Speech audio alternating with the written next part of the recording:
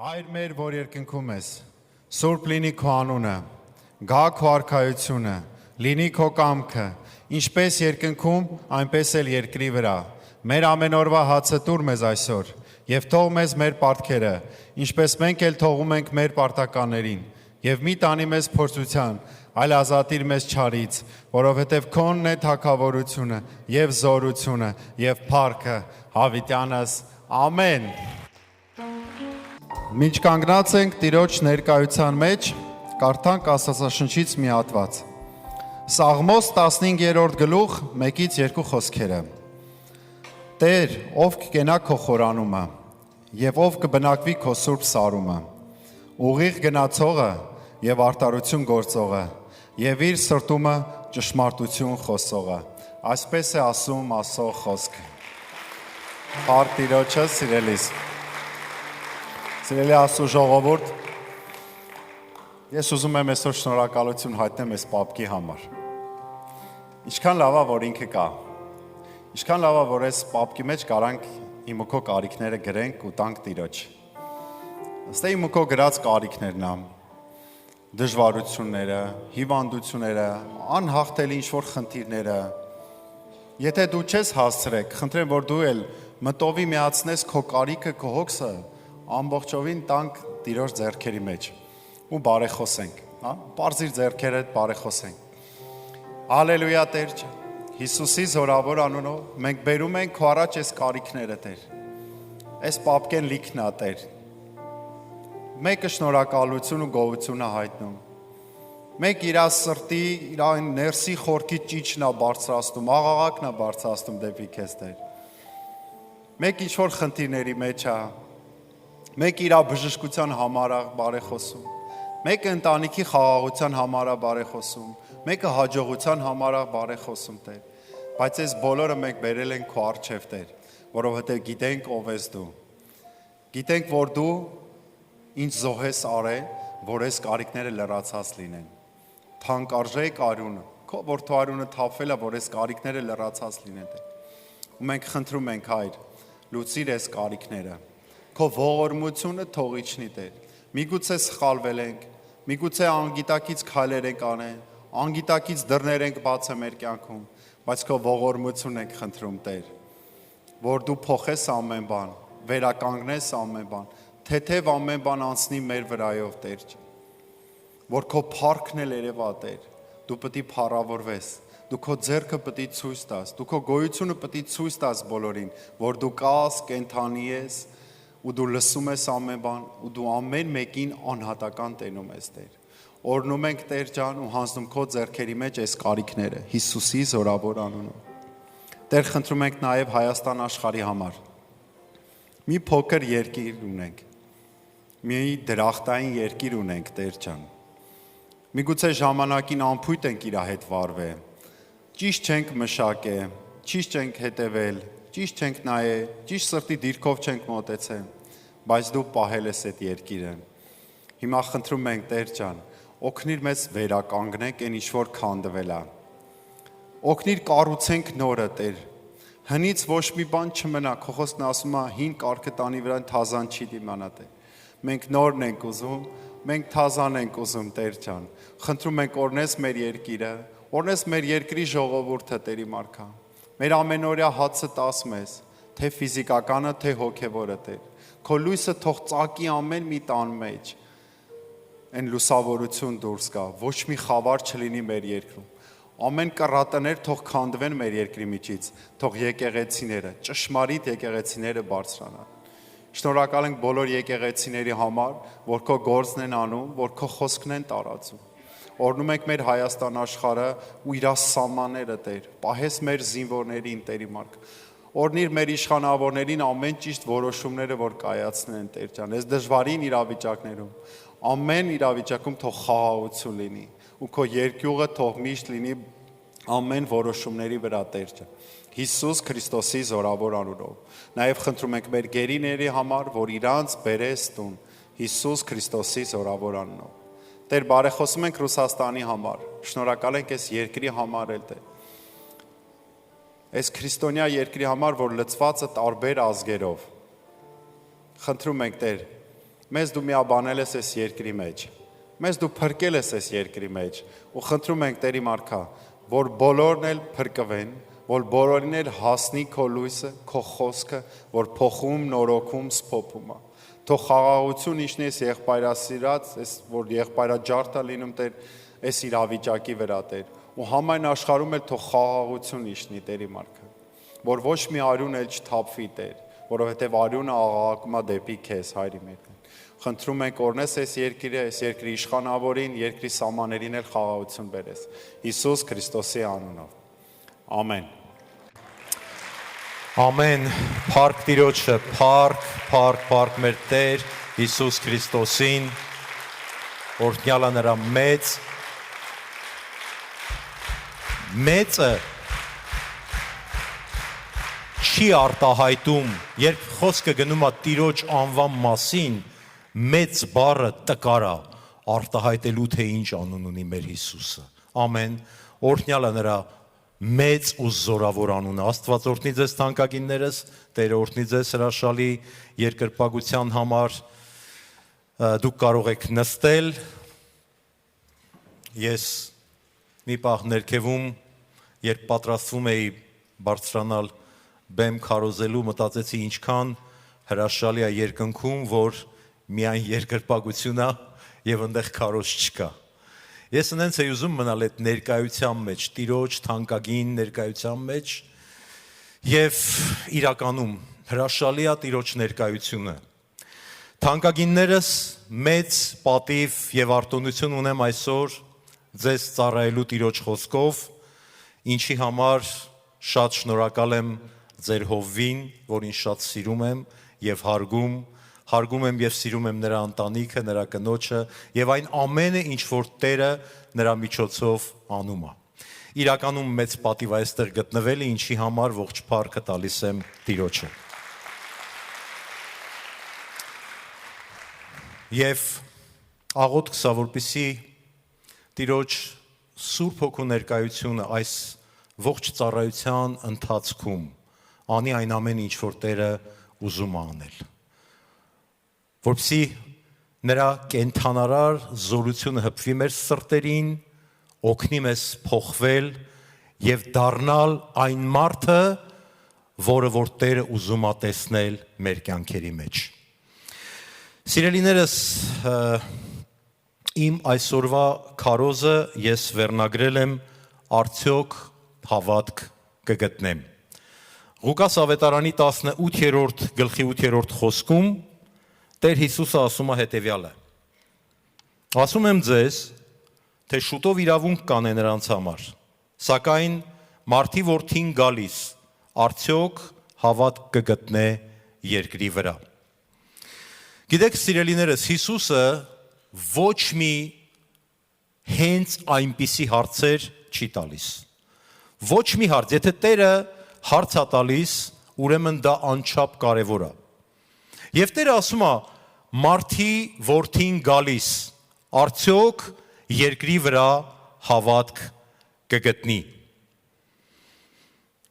Մենք ասում ենք, որ ապրում ենք վերջին օրերի մեջ եւ ես համաձայն եմ դրա հետ, գոնե այն պատճառով, որ Տիրոջ գալուստը մեզ ավելի մոտ է, քան առաքյալների ժամանակ, որովհետև առաքյալները նույնպես ասում էին, որ Տիրոջ գալուստը մոտ է։ Ամեն։ Գիտեք, սիրելիներ, ոչ ոք չգիտի, թե երբ է Տերը գալու։ Ոչ ոք։ Եվ Տերը այդ մասին իր խոսքում մեզ բացում է, բայց մեկ բան հստակ է, որ ինքը գալու է։ Ամեն։ Հալելույա։ Մենք իրականում սպասում ենք Տիրոջ գալուստին, թե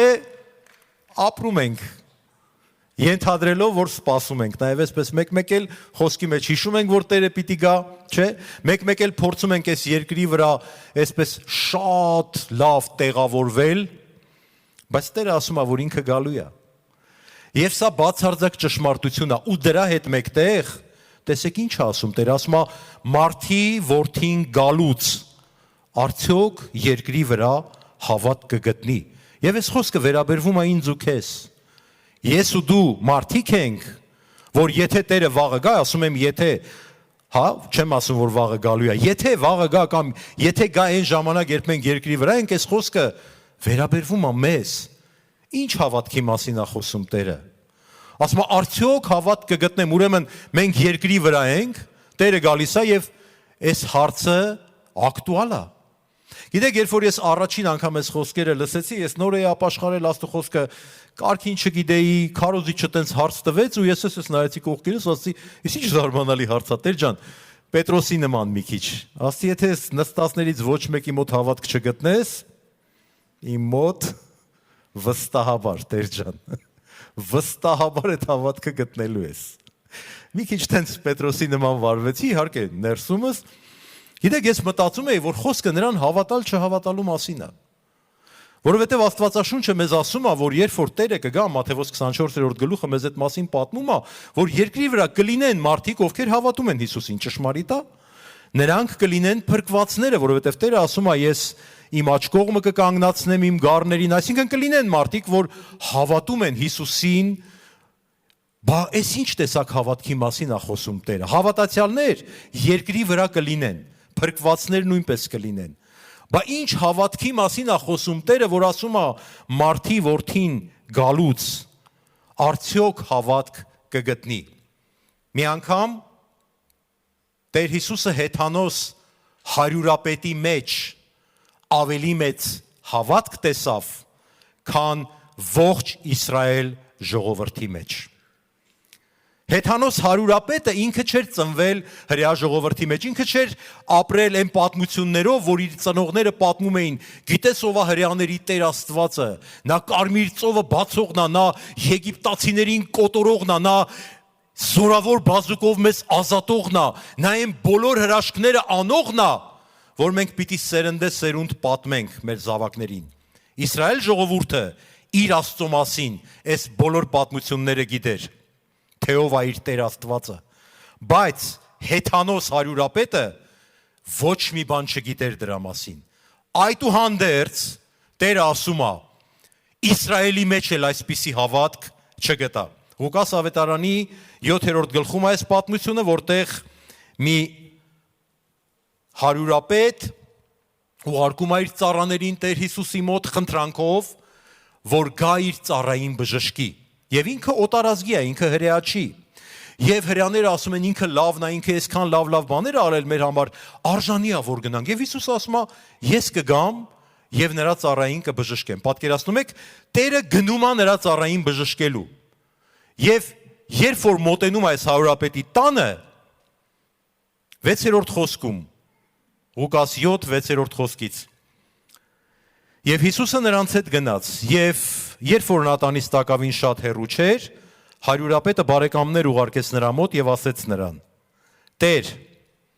մի հոգնիր, որովհետեւ արժանի չեմ, որ իմ հարկի տակ մտնես։ Նրա համար ես իմ անձն էլ արժանավոր չհամարեցի քեզ մոտ գալու, այլ խոսքով ասիր եւ ծառաս կբժշկվի, որովհետեւ ես էլ իշխանության տակ դրված մարդ եմ, որ իմ ձեռքի տակ զինվորներ ունեմ եւ սրան ասում եմ գնա եւ նա գնում է եւ ուրիշին եկ եւ գալիս է եւ իմ ծառային այս բանն արա եւ անում է եւ Հիսուսը այս լսելով զարմացավ նրա վրա եւ դարձավ իր ետևից գնացող ժողովրդին ասեց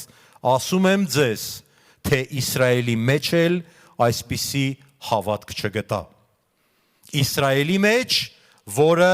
պիտի որ ճանաչեր իր Աստծուն ավելի լավ քան այս հեթանոս հարյուրապետը, բայց դրա հետ մեկտեղ Տերը ասում է նախ զարմացավ, որովհետև ընդեղ չէր փնտրում էր իր ժողովրդի մեջ,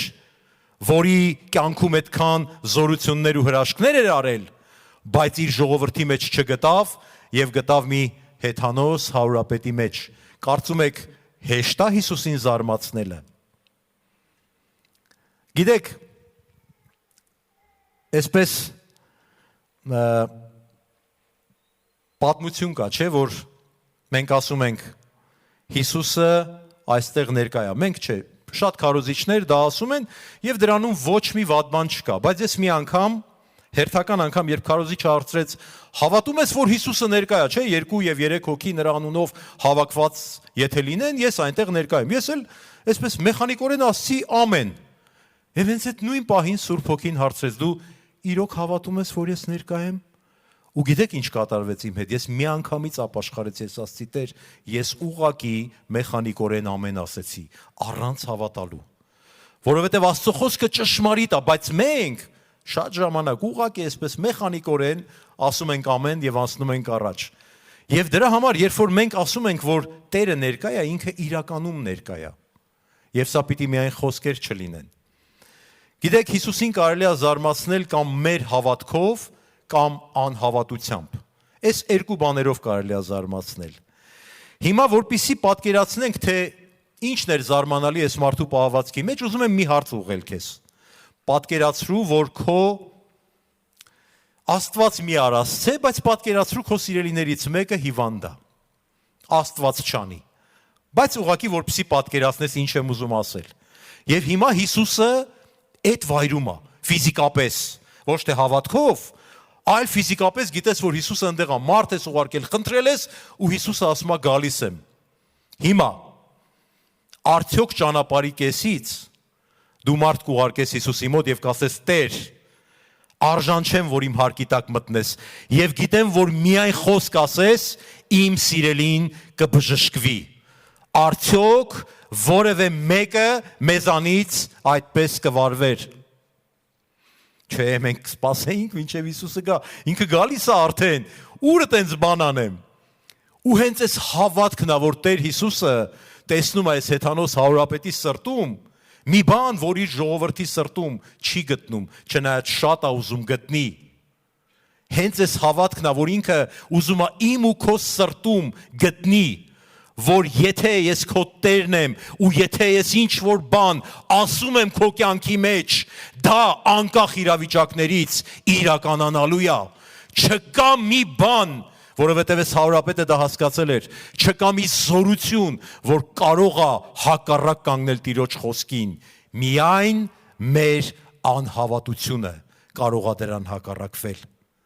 Եվ ինչ է ուզում Աստված մեր սրտերում տեսնի։ Ես շատ մեծ փափագ ունեմ, որ մեր հավատքով Տիրոջը զարմացնենք, որովհետև հաջորդ պատմությունը, որը պիտի ընթերցեմ, անհավատության մասին է։ Եվ ոչ թե հեթանոսների անհավատության, այլ Հիսուսի մտերիմների անհավատության մասին է, որը նույնպես Տիրոջը զարմացնում է։ Հովանու ավետարանում 11-րդ գլխում սա պատմություն այն մասին, որ Ղազարոսը հիվանդացել էր, բայց Հիսուսը չեկավ, չնայած նրան խնդրեցին, որ գա Ղազարոսի համար աղոթի, որ նա չմահանա, որտեվ մերձի մահ հիվանդ էր։ Հիսուսը մի քանի օր էլ մնաց, հետո Ղազարոսը մահանում է եւ Հիսուսը նոր գալիս է։ Եվ աշակերտներին ասում է գնանք, Ղազարոսը ննջեց, ասում են դե որ ննջեց կարթնանա, ասում է Ղազարոսը մեռավ, գնանք եւ ես ուրախ եմ, որ ես այնտեղ չէի, որովհետեւ բոլորը տեսնելու են Տիրոջ փառքը։ Եվ հիմա Հիսուսը գալիս է Հովհաննես 11:21-ից։ Եվ Մարթան վազում է Հիսուսին ընդառաջ եւ ասում է հետեւյալը. Տեր, եթե այստեղ լինեիր, իմ եղբայրը չէր մեռնի։ Բայց հիմա էլ գիտեմ, թե ինչ որ Աստծուց խնդրես, Աստված կտա քեզ։ Հիսուսը նրան ասեց. քո եղբայրը հարություն կառնե։ Մարթան նրան ասեց. գիտեմ, որ հարություն կառնե հարությունում յետին օրը։ Հիսուսը նրան ասեց. ես եմ հարությունը եւ կյանքը։ Ինձ հավատացողը թեև մեռնի էլ կապրի, եւ ամեն ով որ կենթանի է եւ ինձ հավատում է, հավիտյան չի մեռնի։ Հավատում ես սրան։ Նրան ասեց. այո Տեր, ես հավատացել եմ, թե դու ես Քրիստոսը, Աստծո որդին, որ պետք է աշխարհ գայիր։ Մեր նման ասում է ամեն։ Ասում ենք հավատում ես, որ Հիսուսը ստեղ է, ամեն։ Այո Տեր, ես հավատում եմ, որ դու ես Քրիստոսը, բայց ինչ կա այդ խոսքերի մեջ։ Ինչ տիեզերական զորություն կա այդ ասացի մեջ։ Որովհետև Տերը ասում է, քո եղբայրը հարություն կառնի։ Ինքը ասում է, հա, գիտեմ, որ հարություն կառնի հետին օրում։ Չնայած Մարթան մի հետաքրքիր բան ասում է, բայց հիմա էլ գիտեմ, որ ինչ որ Աստծուց խնդրես, Աստված կտա քեզ։ Ուշադրություն դարձրեք, որ ասում է, հավատում եմ, որ ինչ որ Աստծուց խնդրես կտա։ Մի կողմում ասում է, եղբայրս արդեն մահացավ, եթե այստեղ լինեիր, նա չէր մեռնի, այլ խոսքերով Տեր Հիսուս, դու արդեն ուշացար։ Դու չեկար այն ժամանակ, երբ որ մենք քեզ խնդրեցինք։ Դու չլսեցիր իմ աղոթքին ժամանակ, երբ որ ես քեզ աղաչում էի։ Դու չպատասխանեցիր իմ աղոթքին, հիմա արդեն ուշ է, եղբայրս մահացել է։ Եվ Տերը այս մահացած իրավիճակի վրա իր կենթանարար խոսքն է բերում, ասում է, ինձ հավատացողը հարություն է առնելու։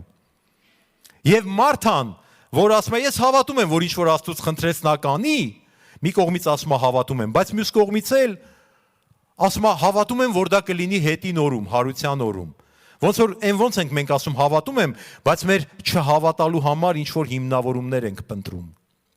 Ինչ որ արդարացումներ։ Դե ասել եմ հավատում եմ, հիմա ինչ պիտի անեմ։ Հա, հավատում եմ, որ հետին օրում եւ Տեր Հիսուսը ասում է հիմա ես ներկայի մասին եմ խոսում, ինձ հավատացողը ասում է հավիտյան չի մեռնի, հավատում ես սրան, ասում է այո Տեր, մի հատ էլ ասում այո եւ ասում է գնա քրոջդ կանչի։ Եվ ենթադրվում է, որ այստեղ ինքը պետք է գնար քրոջը ինչ ասեր, պետք է ասեր Տեր Հիսուսը եկել է եւ ինձ անհասկանալի բաներ ասեց, թե պետք է ասեր ասում է մեր եղբայրը հարություն է առնելու։ Ինչ է ասում Տեր, ասում է Ղազարոսը, որին ես սիրում եմ, հարություն է առնելու։ Եվ դա չի լինելու հետին օրում, ինչպես դու ես կարծում, Մարթա, գնա քրոջդ կանչի։ Եվ հիմա քույրն է գալիս։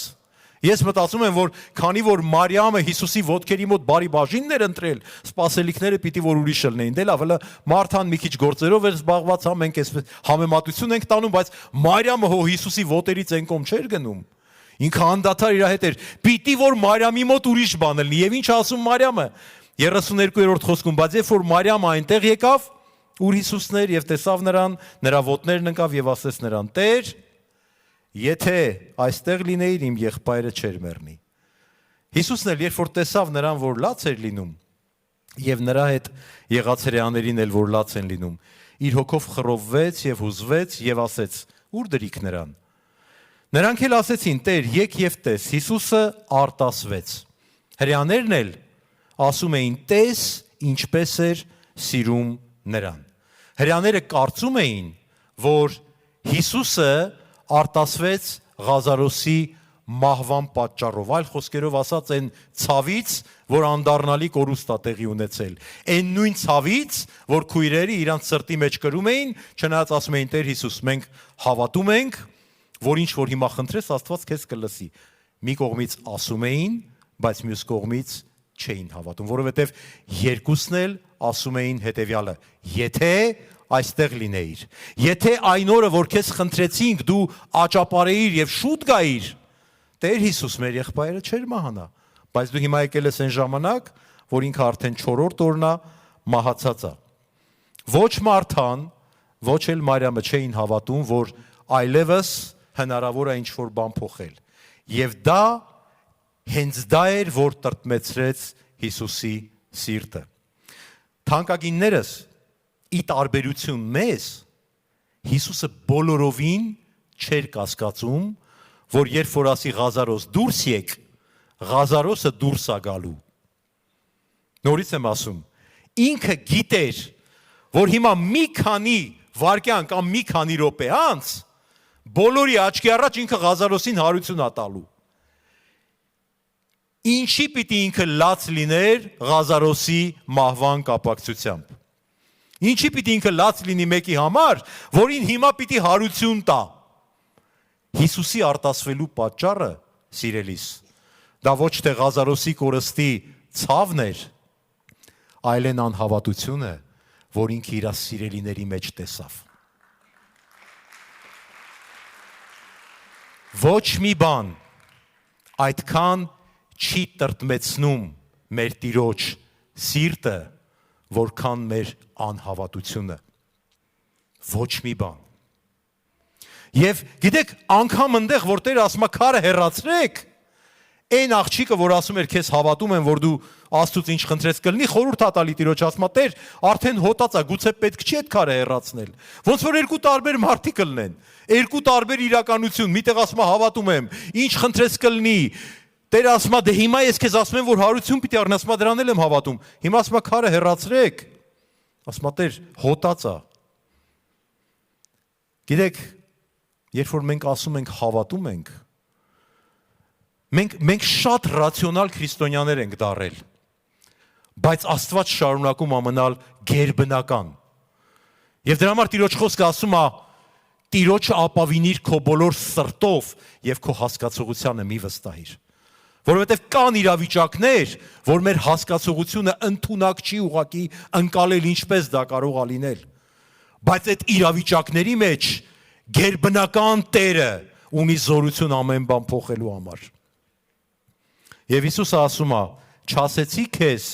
որ եթե հավատաս Աստծո, փառքը կտեսնես»։ Եվ քարը վեր առան, ուր որ մեռելը դրված էր, Հիսուսն էլ իր աչքերը դեպի վեր բարձրացրեց եւ ասեց. «Հայր,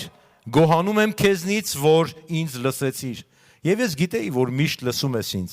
բայց այս շրջակա ժողովրդի համար ասեցի, որ հավատան, թե դու ուղարկեցիր ինձ եւ այս ասելով մեծ ձայնով աղաղակեց. Ղազարոս,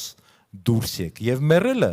դուրս եկավ ոտները եւ ձեռները պատանով կապված եւ երեսը վարշամակով պատած, Հիսուսը նրանց ասեց. «Արձակեցեք դրան եւ թողեք գնա»։ Ոչ ոք իրականում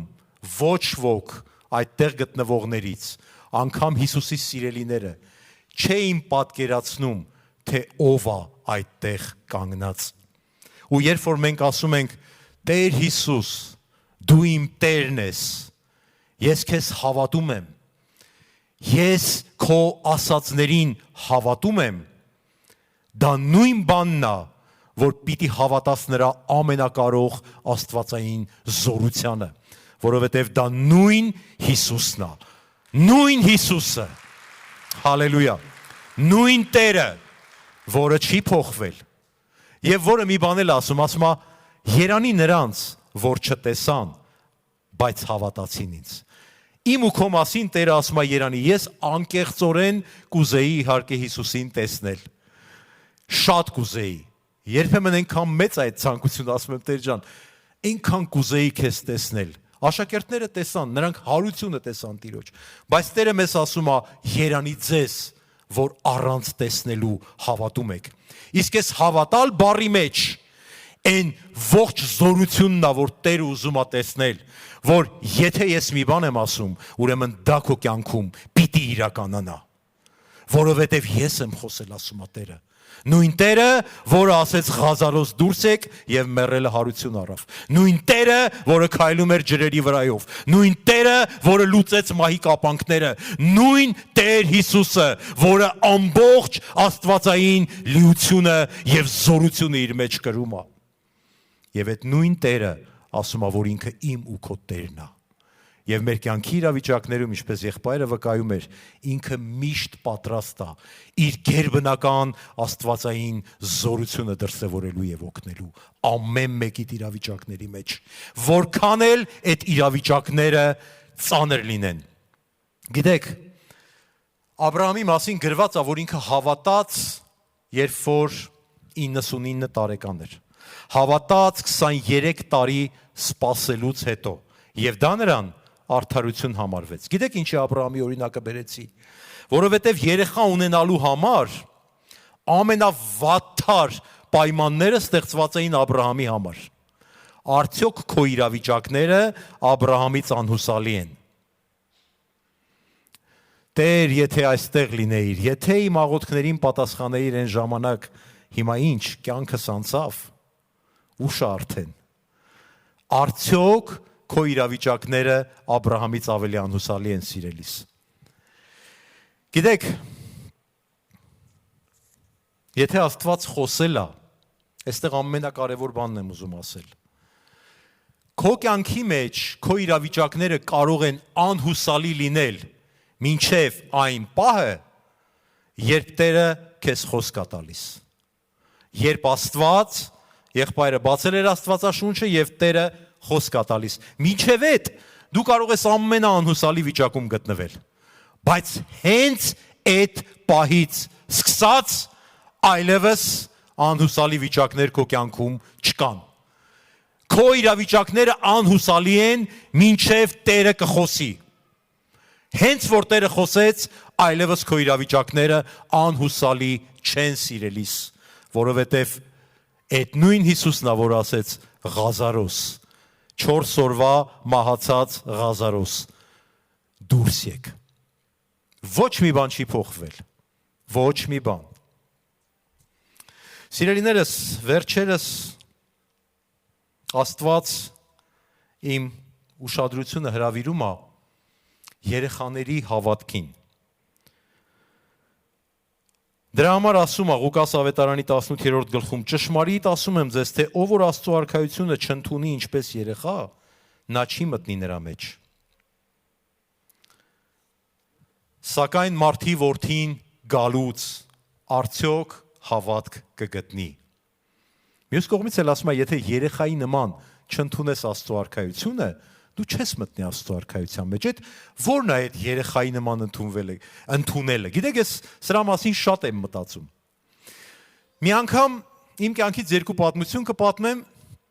Իմ երրորդ դուստրը Մարիամիկը, որ հիմա փառաբանում է Տիրոջը,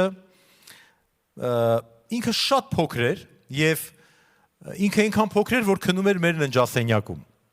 Եվ ինքը բոլորովին չէր սիրում, երբ որ քնած չէր ու մենք լույսը անջատում էինք։ Ինքը մինչև այդ պիտի քնած լներ, որտեվ խնդիրներ էին սկսվում։ Եթե ինքը դեռ չէր քնելու, ես արդեն հոգնած էի, որոշել էի լույսը անջատել, խնդիրները սկսվում էին։ Մի անգամ, հերթական անգամ լույսը անջատեցի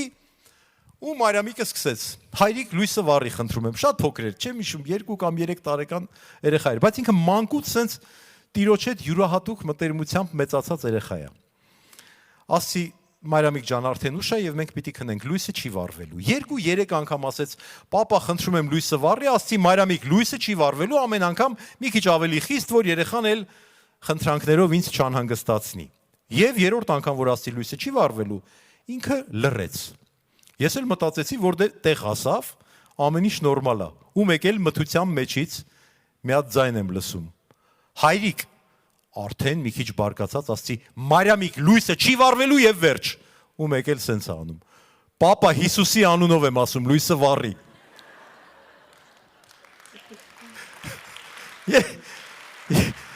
Ես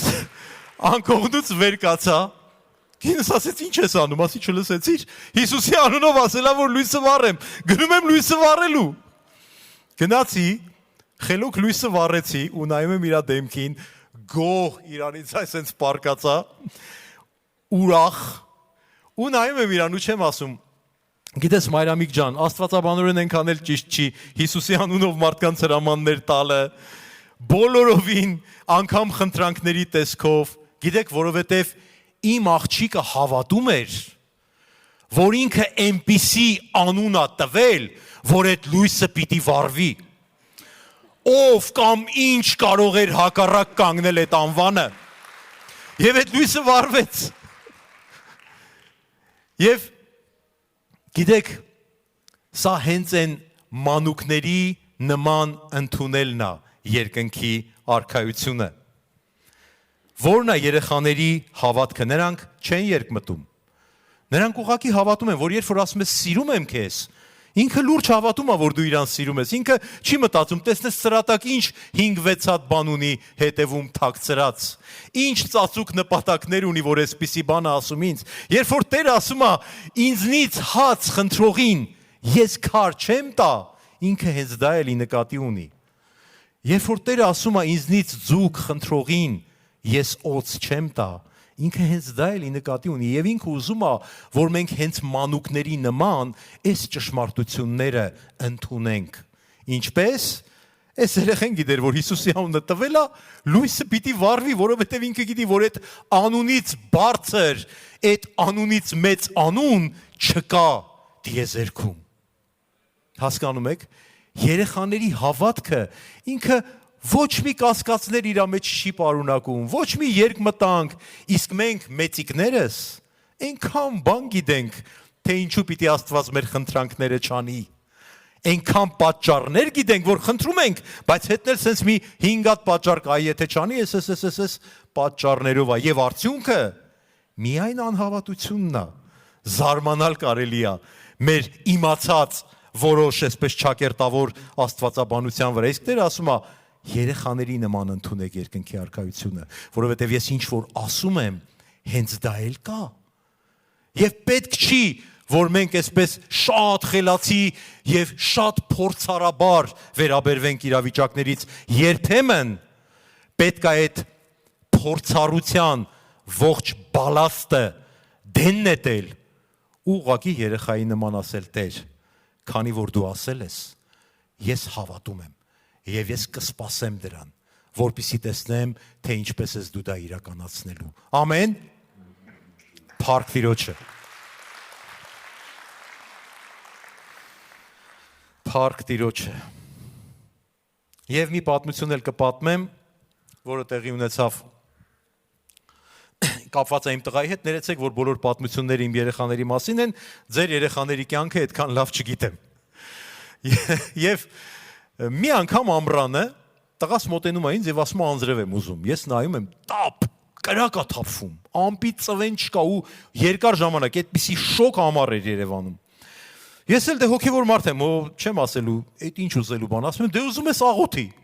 Մեկը սենց արեց։ Ես կարիք չունեմ աղոթելու, ասի, բա ինչ։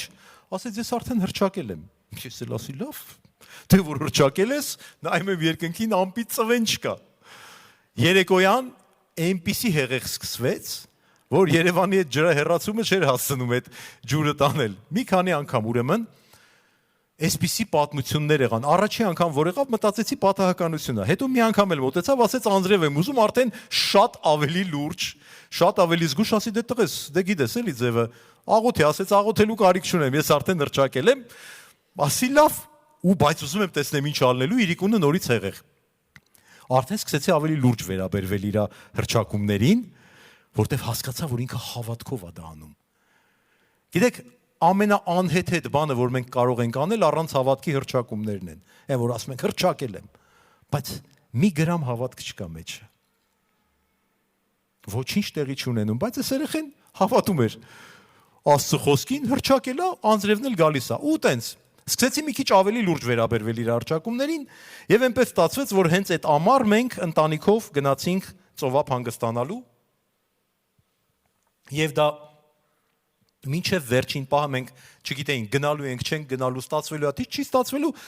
վերջը ստացվեց ու գնացինք, բայց քանի որ դա անակնկալ էր, Մարիամը, աղջիկս չկարողացավ մեզ միանալ, որովհետև աշխատավայրում գործեր ուներ, ասեց, ես չեմ կարող ձեզ միանալ։ Հիմա տղաս Ռոբը ասում է, ես համաձայն չեմ, որ Մարիամը մեր հետ չգա։ Ասում եմ, բայց Մարիամը չի կարող գալ, ասում է, ոչ, ես կհրճակեմ, կաղոթեմ ու Մարիամը կգա։ Դե լավ, ասինք հրճակի, աղոթի, ու մենք գնացինք առանց Մարիամի։ Հիմա ծովափում հանգստանում ենք, ամեն օր Ռոբը ասում է, ես աղոթել եմ, Մարիամը գալու է։ Ես աղոթել եմ, Մարիամը գալու է։ Ես արդեն չգիտեինք ինչ անենք կնոջս հետ, անդադար առավոտից իրիկուն։ Ես աղոթել եմ, Մարիամը գալու է։ Այդպես մի երկու օր անցավ եւ մեր մտերիմները, որ այնտեղ էին, այս պատմությունը իմանալով ասին, հենց հիմա տոմս ենք ճարել, Մարիամը թող արագ գնա օդանավակայան, ուղակի նստի ինքնաթիռ եւ ինքը այստեղ կլինի մի, չգիտեմ, ինչ որ մի ժամանակից։ Մենք ասում ենք, ըհը, Ռոբի աղոթքի պատասխանը, զանգում ենք Հայաստան, Մարիամին ասում ենք, Մարիամ, արագ գնա օդանավակայան ու գալիս ես։ Ասեց, ուզեմ էլ չեմ կարող, ես Երևանում չեմ հիմա, շրջաններից մեկում եմ, ոչ մի տարբերակ չունեմ օդանավակայան հասնելու։ Եվ քանի որ բոլորիս համար արդեն պարզ էր, որ ոչ մի շանս չկա, որ Մարիամը կարող է մեզ միանալ այդ հանգստյան օրերի մեջ, ես մտածում էի, որ ինչ որ ձևով տղայիս բացատրեմ, որ գիտես, տղես, լինում են աղոթքներ, որ մեծ ենք, չէ, այդպես բացատրություններ ունենք, ինչի Աստված չպիտի պատասխանի մեր աղոթքներին, փոխարենը մանկանք հավատքի հիմքեր, թե ինչու Տերը պիտի պատասխանի այդ աղոթքներին։ Արդեն ուզում եմ հետը խոսեմ, բայց չեմ կարողանում, որովհետև ինքը դրանից հետո, որ իմացավ Մարիամը չհասավ օդանավին, ասում էր, բայց ես աղոթել եմ, բայց ես խնդրել եմ, ու ես չէի կարողանում իրան ոչ մի բան ասել, որ նայում է իր դեմքին, ոնց է ինքը ասում, բայց ես աղոթել եմ, ոնց կարողա չլինի այդ բանը, բայց ես խնդրել եմ, ու մենք գիտենք, որ դա անհնար է,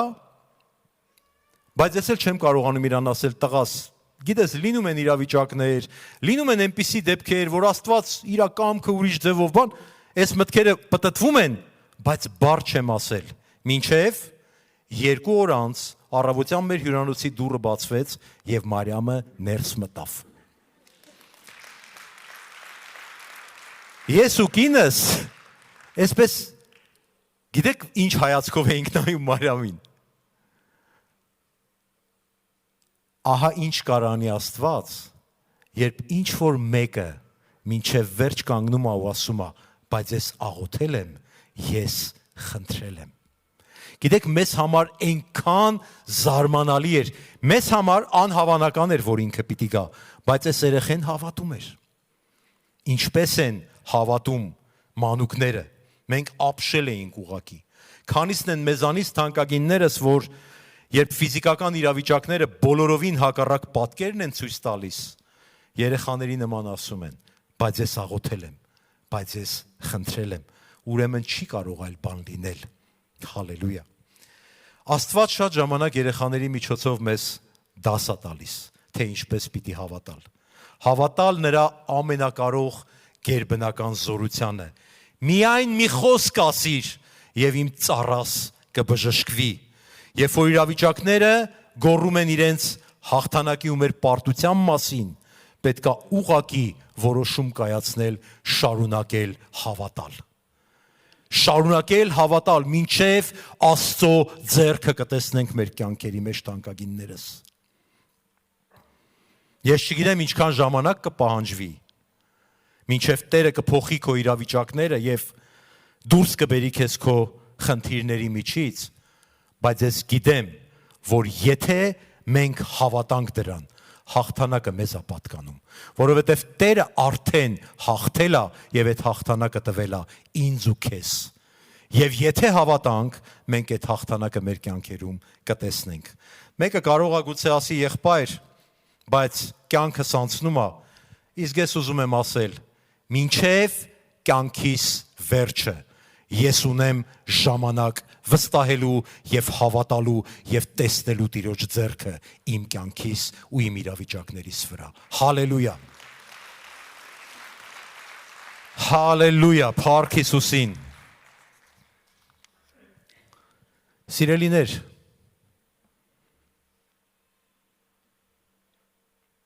ես համոզված եմ, որ հավատքի ամենակարևոր բանալին դա Հիսուսի ներկայության մեջ է։ Մենք գիտենք, որ հավատքը Աստծո խոսքից է, Աստծո խոսքը լսելուց, ինչի եմ ասում Հիսուսի ներկայության մեջ, որովհետև երբ որ մենք Տիրոջ ներկայության մեջ կանգնում ենք, Աստծո խոսքը մեր կյանքերում կենթանանում է։ Ոչ մի բան տեղի չի ունենա Աստծո խոսքի հետ, եթե նա չկենթանանա մեր կյանքերում։ Ոչ մի բան տեղի չի ունենա մեր կյանքերում, եթե այդ խոսքը չկենթանանա։ Դու կարող ես լսել, այդ խոսքը կարող է քեզ դուր գալ, բայց այդ խոսքը կենթանացնողը Հիսուսն է։ Եվ դրա համար հավատքի ամենակարևոր բանալին հետևյալի մեջ է։ Ոչ թե վատ բան չի, երբ որ մենք գալիս ենք Տիրոջ մոտ մեր կարիքներով, մեր խնդրանքներով, ինքն է մեզ այդպես սովորեցնում, ասում է, որ դուք դրա կարիք ունեք, բայց կա դրանից ավելին։ Երբ որ մենք գալիս ենք Հիսուսի մոտ ասելով Տեր ջան, այո, դու գիտես իմ բոլոր կարիքները ու խնդրվածքները, դու գիտես իմ բոլոր խնդիրները, բայց ես այսօր դրա համար չեմ եկել։ Ես այդ ամենը մի կողմ դրած եկել եմ քո ներկայության մեջ քեզ ճանաչելու։ Ես եկել եմ քեզ հետ հանդիպում ունենալու։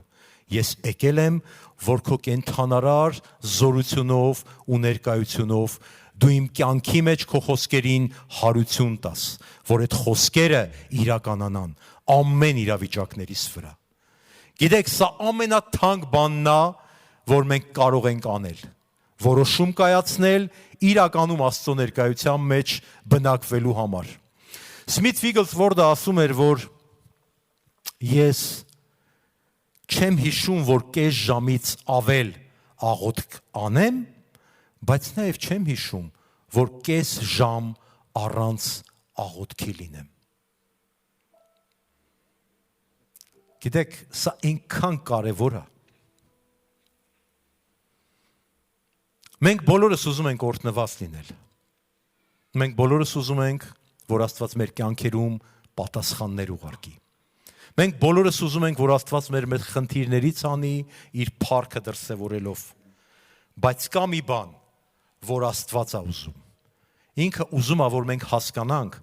որ այդ բոլոր օրհնությունների գաղտնիքը իր ներկայությունն է, իր կենթանի ներկայությունը, փոխհարաբերությունը Տիրոջ հետ, որ Տեր Հիսուսը այնքան իրական դառնա մեր կյանքերում, որքան մեզ շրջապատող իրականությունն է, ավելի իրական դառնա, քան քո կողքի նստածն է։ Եվ դա հնարավոր է։ Ոչ թե որ շաբաթը մի անգամ գաս եկեղեցի, Աստծո խոսքը լսես եւ դուրս գաս նորից ընկղմվելով քո խնդիրների հորձանուտի մեջ մոռանալով, թե ինչ էր այստեղից քարոզվում, այլ որ Տերը քեզ համար իրական դառնա, որ դու Տիրոջ ներկայությանը փափագես, ինչպես ասում է եղջերուն փափագում է ջրերի առուներին, որովհետև սրա մեջ է գաղտնիքը, Աստծո ներկայության մեջ է, Հիսուսի ներկայության մեջ է, եւ դա իրական է, որովհետև ինքը խոստացել է, ինքը ոչ մի բան սուտ չի ասել, ինքը ասում է քեզ հետ կլինեմ, մինչև աշխարհի վերջը, եւ դրա համար եկ վերադառնանք դեպի Տերը, եկ որոնենք ճշմարտապես նրա երեսը, եկ իրականում երեխաների նման հավատանք այն ամեն բաներին, ինչ որ Տերը մեր կյանքերի մեջ խոսում է։ Հալելույա։ Փառք Տիրոջը։ Ես փառք Հիսուսին, ես մոտենում եմ իմ քարոզի ավարտին։ Եվ ուզում եմ ասել, որ անգամ Հիսուսը իր երկրային ծառայության ժամանակ, երբ որ երկրի վրա էր, շատ զբաղված էր, բայց միշտ առանձնանում էր Հայր Աստծո երեսը որոնելու համար, որքան առավել ևս մենք։ Այնքան եմ լսում, որ ասում են, ժամանակս չի հերիքում Աստծո հետ շփում ունենալու համար։ Իմ պատասխանը անփոփոխ է, ասում եմ, 1 ժամ շուտ արթնացիր, դու ավելի կարևոր գործ չունես, քան Աստծո հետ քո փոխհարաբերություններն են, 1 ժամ շուտ արթնացիր։ Գիտեք, մի պատմություն եմ ուզում պատմել, տարիներ առաջ էր, ես հովվական կոնֆերանսի էի մասնակցում, այդ ժամանակ հովիվել չէի, հովվի օգնական էի, ինձ հրավիրել էին մեր հովվական կոնֆերանսներից մեկին, չեմ էլ հիշում, ձեր հովիվը կարծեմ դեռ Մոսկվայում էլ չէր, ինքն էլ էր ընդեղ, Իրակինն էլ էր ընդեղ, եւ այնպես էր ստացվել, որ այդ հյուրանոցում, որտեղ որ մենք մնում էինք, առավոտից իրիկուն տենց հոգեվոր քննարկումների մեջ էինք, կարևոր բաներ էինք խոսում, ծառայության հետ կապված, ինչպես անել, ինչ թողնել։ Եվ Տերը տարիներ շարունակ ինձ հիշացնում էր եւ իմ ուշադրությունը հրավիրում էր մի հանգամանքի վրա, այդ ողջ հովվական կոնֆերանսից, անդադար Տիրոջ հոգին ինձ հիշեցնում էր մի բան։ Եվ գիտեք դա ինչ էր։ Ամեն օր, երբ որ ես դուրս էի գալիս իմ սենյակից եւ գնում էի այդ քննարկումներին մասնակցելու, ես միջանցքում տեսնում էի մի աղջկա։ Այդ այն միջանցքներից չէր, որտեղ տեսնում ես, որ մեկը նստած Աստվածաշունչ է կարդում։ Այդ այնպիսի միջանցք էր, որ քեզ ոչ մեկն էլ չի տեսնում։ Ես տեսնում էի մի աղջկա, որը Աստվածաշունչը ծնկներին դրած, հանգիստ կարդում է։ Մենք քննարկումներ ենք անում, էս ենք անում, են ենք անում, լավ բաներ ենք անում։ Բայց ես իրան տեսնում եմ անդադար Աստվածաշունչ կարդալուց։ Եվ այդ աղջիկը ձեր հովվիկինն էր։ Գիտեք, սիրելիներս, Աստված իմ ուշադրությունը հրավիրում էր դրան, ցույց տալով, մենք շատ ժամանակ տեսնում ենք մարդկանց կյանքերում պտուղները եւ չենք տեսնում այն ճանապարհը, որ բերում են դեպի այդ պտուղները։ Իսկ Աստված ինձ հիշեցնում էր եւ ցույց էր տալիս այդ ճանապարհը։ Աստծո խոսքի մեջ Տիրոջ երեսը որոնող մեկին, որը իրականում Տիրոջն էր որոնում։ Ոչ մեկին ցույց տալու բան չուներ, ոչ մեկի իրանը տեղ չէր տեսնում։ Ես էի տեսնում, այդ միջանցքով այնքան քիչ մարդիկ էին ասում։ Ես չգիտեմ քանի անգամ իրան տեսնում էի Աստծո խոսքը կարդալու ընթացքում։ Ուրիշ ոչ մի բան չէր անում։ Բայց Աստված նայում էր մեկին, որը իրականում իր երեսն է որոնում։ Եվ Տիրոջ ներկայությունը, երբ որ գալիս է մեր կյանքերի մեջ, մեր կյանքերի բոլոր իրավիճակները փոխվում են, որովհետև այդ ներկայության հետ նրա հավատքի զորությունն է իջնում, եւ երբ որ այդ զորությունը գալիս է, ուղղակի խավարը փախնում է, սիրելիներ։ Չի կարա կանգնի Աստծո զորության առջև ոչ մի խնդիր, բայց ես ու դու ենք որոշում։ մեր կյանքերը ինչպիսի ընթացք պիտի ունենան։ Ես ու դու ենք որոշում այսօր, այստեղից դուրս գալուց հետո հերթական անգամ գնալու եմ իմ խնդիրների հորձանուտի մեջ ընկղմվեմ, թե որոշում եմ կայացնելու Տեր, ես շատ խնդիրներ ունեմ, բայց այսօրվանից իմ ամենամեծ խնդիրը քո երեսի առջև կանգնելն է։ Այսօրվանից իմ ամենամեծ փափագը ճշմարտապես քո երեսը որոնելն է, քեզ ճանաչելն է ու քեզ մոտենալն է։ Հալելույա։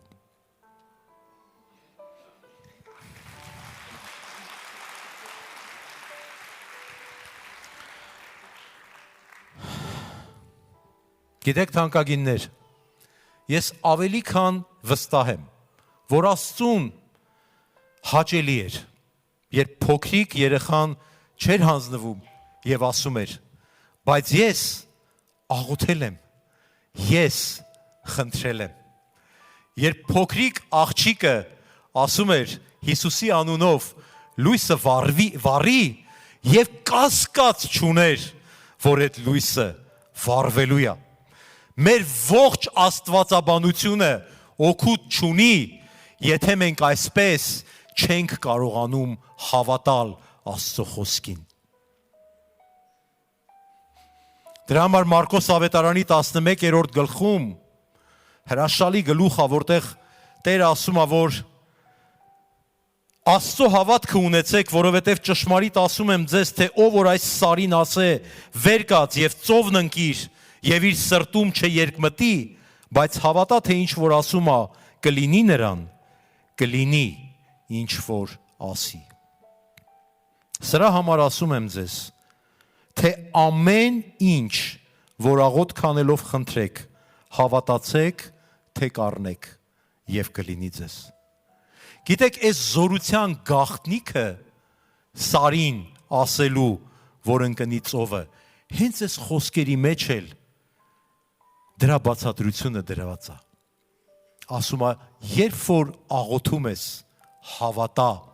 որ կառնես քո խնդրանքը եւ կլինի քեզ։ Երբ որ աղոթում ես, հավատա, որ Աստված անդադար ասում ենք, չէ, ինքը ինչքան սիրող ու բարի հայր է, ինչքան է քեզ սիրում։ Ասում է, երբ որ աղոթում ես, ուղղակի հավատա, որ դա կլինի։ Անհավանական զորություն է, որ սարին ասես վեր կաց ու ծովն ընկիր։ Տերը ասում է, եթե չերկմտես, եթե չկասկածես, դա կլինի քո կյանքում։ Քո կյանքի իրավիճակներին, քո կյանքի սարերին, անգամ ֆիզիկական սարերին, եթե Տիրոջը դա պետք է։ Եթե չերկմտես, կլինի քո կյանքում։ Դրա համար սրանից հետո ինչ որ խնդրում ես քո աղոթքների մեջ, ուղղակի հայացքդ ուղղի նրան, ով որ խոստացել է, որ քո աղոթքներին պիտի պատասխանի։ Քո կյանքի իրավիճակներին ու մի ասա, ուշ է արդեն Տեր, եթե այն ժամանակ անեիր, հիմա արդեն ուշ է, որովհետև նա մեռելներին հարություն տվող Աստված է։ Հալելույա։ Ուզում եմ մի բան ասել, սիրելիներս, դու հանձնվելու եւ չհավատալու 1000 պատճառ կարող ես ունենալ, բայց դու ես որոշում հանձնվել, թե շարունակել հավատալ, ընդունել քո ֆիզիկական պարտությունը, թե շարունակել հավատալ։ Եվ եթե ցանկանում ես, սիրելիս, մենք կարող ենք հիմա ոտքի կանգնել եւ մեր կյանքերը բերել Տիրոջ առաջ, խնդրելով, որ այն ամեն ինչի մասին մենք այսօր խոսեցինք, ինքը մեր կյանքերի մեջ կենթանացնի, ճշմարտապես խնդրելով իր երեսը, մեր սրտերը իր առջև կոտրելով եւ խնդրելով, որ իր ներկայությունը մեր կյանքերում իրական դառնա, ավելի իրական, քան մեզ շրջապատող աշխարհն է, որովհետև ճշմարիտ է Տիրոջ խոսքը։ Մինչև վերջ ասում է, մինչև աշխարհի վերջը, քեզ հետ կլինեմ եւ քեզ չեմ թողնի։ Հայր իմ, մենք բարձրացնում ենք մեր սրտերը դեպի քո գահը։ Մենք կոտրում ենք, Տեր, մեր սրտերը քո առջև եւ խնդրում ենք, որ դու նայես ուղղակի մեր կյանքերին եւ ողորմես մեզ, Տեր, այն ամեն ճանապարհների մեջ, որտեղ մեր կյանքերում անհավատությունն էր տիրում, եւ օգնես մեզ դառնալու սրտիդ համեմատ մեկը, որը կուրախացնի քո սիրտը, Տեր Հիսուս, որ եթե քո գալուստը մոտ է, եւ մենք տեսնելու ենք այդ գալուստը, Տեր, մենք լինենք այն մարդիկ այս երկրի վրա, որոնց սրտերում դու հավատ կգտնես։ Իսկ եթե մենք չենք տեսնելու քո գալուստը, ապա քո առաջ կանգնելուց մենք ուրախացնենք քեզ, որ հավատքի ընթացքը պահեցինք եւ քո ճանապարհներից չհեռացանք։ Մենք խնդրում ենք, Տեր, օգնես մեզ, որ ավելի մոտենանք քեզ։ Ինչ որ մեկին, որ ոչ թե ավելի մոտենա, այլ ուղակի որոշում կայացնի քեզ մոտենալու, ցած գցելով իր ողջ փորձառության, իր գիտելիքների, իր աշխարհիկ իմաստության բալաստը, որ խանգարում է, Տեր, օգնես, նրա սրտին հիմա հպվես եւ ցույց տաս, թե որքան գերբնական ու զորավոր ու սիրող Աստված ես դու, Տեր Աստված։ Մենք ամեն մեկս քո կարիքը ունենք, որպեսզի քո հավատքի ճանապարհների մեջ քայլենք եւ քո սիրտը ուրախացնենք։ Դրա համար, Տեր Աստված, մենք աղոթում ենք այսօր, որ այսուհետև մեր կյանքերում ամեն բաներից առավել ճշմարտապես քո երեսը, քո ներկայությունը որոնողներ դառնանք, քո ճշմարիտ հետևորդները եւ քո զորությունը կրողները լինենք այս երկրի վրա ու քո սիրտը ուրախացնենք, մեր Տեր։ Ամեն։ Ամեն։ Փառք Տիրոջը։ Փառք Տիրոջը։ Թանկագիններս, թող Աստված օրհնի մեզ, որ այս խոսքերը որոշում դառնա մեր կյանքերում։ Այս խնդրանքը մեր հետագա կյանքը դառնա։ Աստծո ներկայության եւ նրա թանկագին երեսը որոնելու ճանապարհների մեջ։ Իսկ մնացած բոլոր բաները, ինչ որ քեզ պետք է, ուղղակի դրա հետևանքն է լինելու։ Դու որոնելու ես Աստծո երեսը եւ քեզ համար անհասկանալի ձևերով,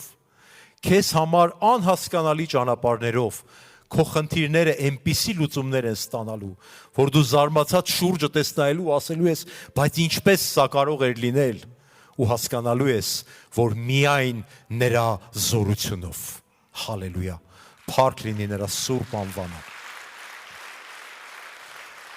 Հալելույա, փառք Աստծուն, թանկագիններս։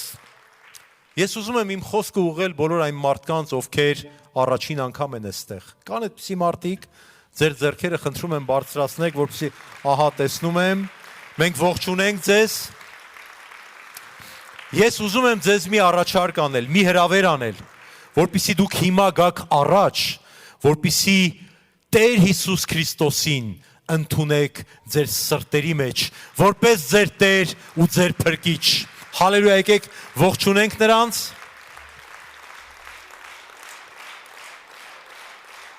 Փառք Աստծուն, փառք Տիրոջը։ Հալելույա, Հիսուս, փառք քեզ։ Փառք քեզ, Տեր Հիսուս, փառք քեզ։ Դեռ գալիս են։ Մենք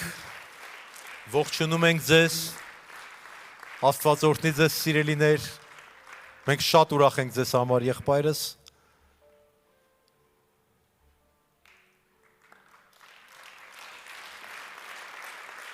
Տերը օրհնի ձեզ։